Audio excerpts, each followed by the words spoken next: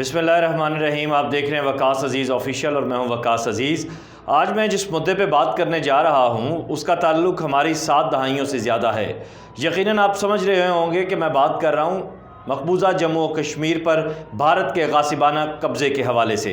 بھارت کا غاصبانہ قبضہ بین الاقوامی جو ماہرین قوانین ہیں ان کی نظر میں کیسا ہے، اور جو آرٹیکل 370 کا خاتمہ ہے اس کے بعد مودی جو بہت زیادہ بڑکے مار رہا ہے اور مودی کے جو چمچے چیلے ہیں وہ جس طرح باتیں کر رہے ہیں، کیا وہ آئین اور قانون کی نظر میں درست ہے؟ جس طرح وہ اٹوٹ انگ خدا نخواستہ اپنا قرار دیتے ہیں کشمیر کو، کیا عالمی جو قوانین ہیں وہ عالمی عدالت اس سارے معاملے کو، اس سارے مدعے کو درست سمجھتی ہے؟ مقبوضہ جو لفظ ہے اس کی عالمی قوانین کی روشنی میں کیا تشریح نکلتی ہے؟ اس سلسلے میں بات کرنے کے لیے میرے ساتھ اس وقت ٹیلی فون لائن پر ماہر قانون جناب فیصل نقوی صاحب موجود ہیں. آئیے ان سے بات کرتے ہیں. السلام علیکم سر، کیسے ہیں آپ؟ خیریت سے ہیں؟ جی اللہ کا شکر جی، بالکل خیریت. اچھا سر، انڈین آکوپائڈ کشمیر آرٹیکل 370 کو منسوخ کرنا آج 1.25 سال ہونے کو ہے. کشمیریوں پر ظلم و ستم کی انتہا دیکھنے میں آ رہی ہے. اب ایسے میں اب دنیا میں آواز جہاں اٹھ رہی ہے وہاں پہ بین الاقوامی سطح پر بھی اور جو ہمارے قوانین ہیں ان کو بھی مد نظر رکھتے ہوئے بات کی جا رہی ہے. اور اس میں 1907 کے ہیگ ریگولیشنز کے آرٹیکل 42 کے مطابق یہ بتایا گیا کہ جب علاقہ دشمن فوج کے قبضے میں ہوتا ہے تو اس کو مقبوضہ سمجھا جاتا ہے. اور جنیوا کنونشن کا آرٹیکل آپ کے علم میں ہوگا کہ علاقے پر قبضہ خیال کیا جائے تو چاہے قابض فوج کو کسی قسم کی مسلح مزاحمت کا سامنا نہ کرے وہ مقبوضہ علاقہ ہوگا. لیکن اب یہ جو انٹرنیشنل قوانین ہیں، اب قانون کی زبان اس سارے معاملے میں اس کو کیسے غیر قانونی کہتی ہے؟ دیکھیں، پہلی بات تو یہ ہے کہ کشمیر جو ہے وہ اقوام متحدہ کے مطابق وہ ابھی تک ڈسپیوٹڈ ہے، یعنی کہ اس کا فیصلہ ہونا، اس کا فیصلہ جو ہونا ہے وہ عوام کی رائے کے مطابق ہوگا، پلیبیسائٹ کی بنیاد پہ. اب پاکستان پچھلے تقریباً 70 سال سے کوشش کر رہا ہے کہ اس کا فیصلہ جو ہے وہ کشمیریوں کے حقوق کو مد نظر رکھتے ہوئے، ان کی خواہشات کو سامنے رکھتے ہوئے وہ فیصلہ کیا جائے. اب ہوا یہ ہے کہ پہلے تو انڈیا نے زبردستی کہا کہ جی یہ کشمیر جو ہے یہ انڈیا کا ایک حد تک ایک حصہ تھا، لیکن پھر بھی اس کی ایک اسپیشل اسپیشل اسٹیٹس تھا. اب ہوا یہ کہ جب انہوں نے زبردستی اس کو اپنا حصہ بنا لیا تو ایک تو انہوں نے انٹرنیشنل جو ہے وہ لا کی خلاف ورزی کی ہے کیونکہ وہ ڈسپیوٹڈ ہے، اس کو وہ اپنا حصہ نہیں بنا سکتے. دوسری بات یہ کہ اس کا انہوں نے تو کشمیریوں سے تو پوچھا تھا کسی طریقے سے، جی جس طریقے سے انہوں نے کیا ہے ان کے سارے حقوق جو ہیں وہ رد کر دیے ہیں. اس کے بعد ان کو زبردستی بند کر دیا گیا ہے. ان کے جو سیاستدان ہیں چاہے جیسے بھی تھے لیکن ان ساروں کو بند کر دیا گیا، ان کے اوپر مطلب کہ تشدد کیا جا رہا ہے. تو اس سے تو یہی ظاہر ہوتا ہے کہ ان کے ساتھ زبردستی کی گئی ہے، ان کو زبردستی وہ انڈیا جو ہے وہ انڈیا کا حصہ بننے کی کوشش کر رہا ہے. تو یہ اس وجہ سے اس کو اینیکسیشن اور انلیگل آکوپیشن کہا جائے گا. صحیح. بین الاقوامی قوانین بھی اس کو غیر قانونی قرار دیتے ہیں.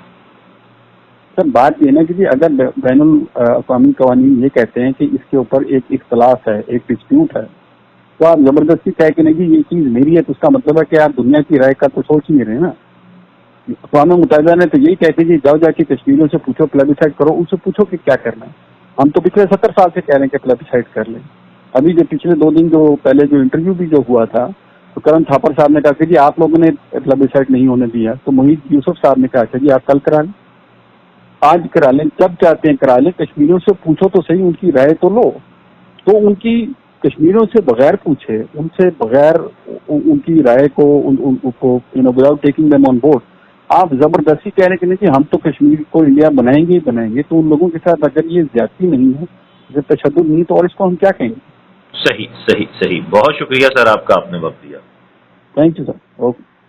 فیصل نقوی صاحب کی گفتگو آپ نے ملاحظہ کی، اور یہ بات درست ہے کہ بھارت نے اپنے غاصبانہ اور جابرانہ اقدامات کی روشنی میں انسانیت کو لہو لہان کر دیا ہے. اس میں کوئی دوسری رائے نہیں ہے کہ کووڈ-19 کے دوران جو ان کا غاصبانہ قبضہ تھا اس میں ظلم کی انتہا سے آگے، یعنی انتہاؤں کو چھوتے ہوئے معاملات تھے. بین الاقوامی NGOs جو وہاں گئیں، انہوں نے جو وہاں کی صورتحال دیکھی اس کے مطابق وہاں پہ جو نیو بورن بیبی تھے، یعنی جو حاملہ خواتین تھیں، ان کو زچگی کی سہولیات دستیاب نہیں تھیں. جنہوں نے ڈائلیسس کروانے تھے ان کو ڈائلیسس کی گردوں کی صورت، یعنی گردوں کا جو علاج ہے ڈائلیسس، ان مریضوں کو وہ صورتحال وہ علاج معالجے کی صورتحال دستیاب نہیں تھی. اس کے ساتھ کیمو تھراپی یا جن لوگوں نے اپنا علاج کروانا تھا کینسر کے حوالے سے, یہ وہ موذی امراض ہیں جن کی باتیں اب پوری دنیا کے سامنے کھل کر آنا شروع ہو گئی ہیں. یہاں پہ تو انسانیت بھی شرما جائے. انتہائی انسانیت سوز واقعات اس وقت کشمیر میں دیکھنے میں آ رہے ہیں, اور اس پر پھر میں نیکسٹ آنے والے دنوں میں ایک بہت بڑی ریسرچ لے کر آپ سب کے سامنے آ رہا ہوں کہ کس طرح بھارتی فوج گھروں کے اندر سے معصوم بچوں کو اٹھا کر لے کر جا رہی ہے اور بیگار کیمپوں میں رکھ رہی ہے, اور وہاں پہ ان سے جنسی تشدد کا نشانہ بن رہے ہیں وہ بچے, تاکہ اس کے پیچھے جو پورا ایجنڈا ہے فاشزم کا وہ سامنے آ سکے. اور وہ یہ ہے کہ بچہ جب گھر سے اغوا ہوگا, انڈین بیگار کیمپ میں پڑا ہوگا, تو اس کے ماں باپ یا بڑے بوڑھے بزرگ جو ہیں بھارتی فوج کے خلاف کسی قسم کی کارروائی نہیں کریں گے, مودی کے خلاف کسی قسم کی کارروائی نہیں کریں گے. یعنی انسانیت, اخلاقیت, ظلم, بربریت, ہلاکو خان, چنگیز خان, یزید, تمام حدیں جو ہے وہ پار کر چکا ہے اس وقت مودی, اور دنیا کی بزدل ترین دہشت گرد ترین فوج ہے بھارت کی. اس ساری صورتحال پہ بات کرنے کے لیے نوجوان ماہر قانون جناب فیصل انور صاحب میرے ساتھ اس وقت ٹیلی فون لائن پر موجود ہیں. آئیے ان سے بات کرتے ہیں اور ان سے جانتے ہیں کہ بین الاقوامی قوانین کی روشنی میں اس سارے مدعے کو کیسے دیکھا جا سکتا ہے. السلام علیکم اویس انور صاحب, کیسے ہیں آپ؟ ٹھیک ہیں, خیریت سے؟ Thank you.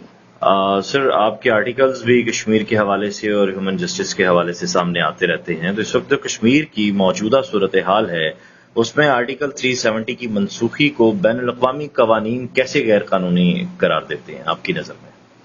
بالکل جی, اس کو دیکھنا ہوگا کہ آرٹیکل 370 اٹ سیلف جو ہے وہ کوئی معنی سچ نہیں رکھتا. وہ انڈیا کی اپنی ایک ریلیشن شپ تھی کشمیر کے ساتھ, لیکن جو انڈیا نے ایکشنز جو لیے ہیں, آرٹیکل 370 صرف ایک ٹول تھا ان ایکشنز کو امپلیمنٹ کرنے کا.